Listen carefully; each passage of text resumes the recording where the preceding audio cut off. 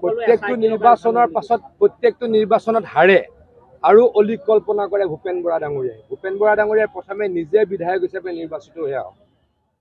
Government বনাবলৈ 64টা বিধানসভা সমষ্টিত জিকিব লাগে। মুখ্যমন্ত্ৰী হ'বলৈ নিজে MLA হ'ব লাগে, মন্ত্ৰী হ'বলৈ নিজে MLA হ'ব লাগে। গতিকে মই অহংকাৰ নকৰোঁ, তেওঁলোকক ৰাইজে এতিয়া নিবিচাৰে। সামগুৰিৰ নিচিনা জেগাত তেওঁলোকক ৰাইজে ভোট নিদিয়ে, বেলেগ জেগাত তেওঁলোকক ৰাইজে ভোট দিব নেকি?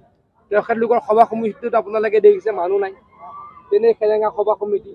গতিকে অলিক কল্পনা কৰে, এটা ডাইলগ ডাইলগ এটা মুখস্থ কৰি লৈছে, সেইটোৱে প্ৰত্যেক দিনা তেওঁ ৰিপিট কৰি থাকে, বেলেগটো কথা ক'ব নোৱাৰে। ইলেকশ্যনত ৰাভা আশ্ৰমত কিয় হাৰিলোঁ বোলে সৰু ইলেকশ্যন আমি নগ'লোৱেই। লোকসভা নিৰ্বাচনত তেওঁলোকে বোলে কিয় 3টাত জিকিলে বোলে আমি ক'ৰবাত মানুহক মিছা কথা ক'লোঁ, কিবা কিবি কয় আৰু। কাৰ্বি আংলঙত কিয় নিজিকিলে তাতে বোলে আমি ইলেকশ্যনে নেখেলোঁ।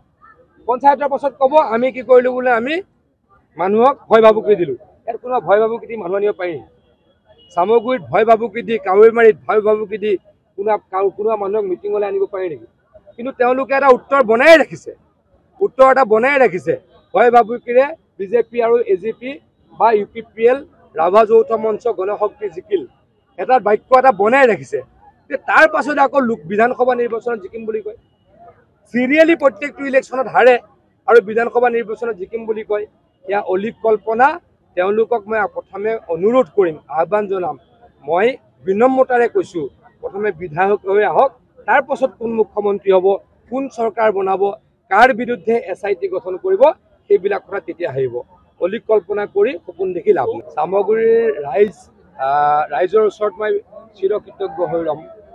সামগুৰিৰ ৰাইজে ডিপ্লুৰঞ্জন শৰ্মা ডাঙৰীয়াৰ ঐতিহাসিক বিজয়ত যথেষ্ট অৰিহণা যোগাইছিল, যথেষ্ট নহয়, সম্পূৰ্ণ কৃতিত্ব তেওঁলোকৰ।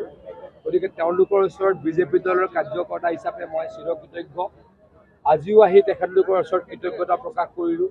আজিও আহি তেখেতলোকৰ পৰা জানিব পাৰিলোঁ যে আগন্তুক যি পঞ্চায়তৰ নিৰ্বাচন অনুষ্ঠিত হৈছে বা হ'ব, তাত আমাৰ মিত্ৰজোঁটৰ সকলো প্ৰাৰ্থীক সামগুৰি ৰাইজে ভোট দিব আৰু কংগ্ৰেছ ইয়াৰ পৰা নাইকিয়া হৈ যাব। কেতিয়াবা ভাবিব পাৰিছিল নে সামগুৰিৰ নিচিনা সমষ্টিত বিনা প্ৰতিদ্বন্দ্বিতাৰে বিজেপি দলে এজন আঞ্চলিক পঞ্চায়তৰ সদস্য পদত প্ৰাৰ্থী জিকাব পাৰিব? সেইটো আগতে কেতিয়াও হোৱা নাছিল, প্ৰথমবাৰ কাৰণে হৈছে। আৰু আগতে কেতিয়াও বিজেপি ইয়াতে ফুকনি পুতিব পৰা নাছিলে, বিজেপিয়ে এইবাৰ ইয়াতে জিকিলে। গতিকে মই সামগুৰিবাসী ৰাইজক সদায় কৰাৰ দৰে আজিও মই নমস্কাৰ কৰোঁ, ধন্যবাদ জ্ঞাপন কৰোঁ, কৃতজ্ঞতা প্ৰকাশ কৰোঁ।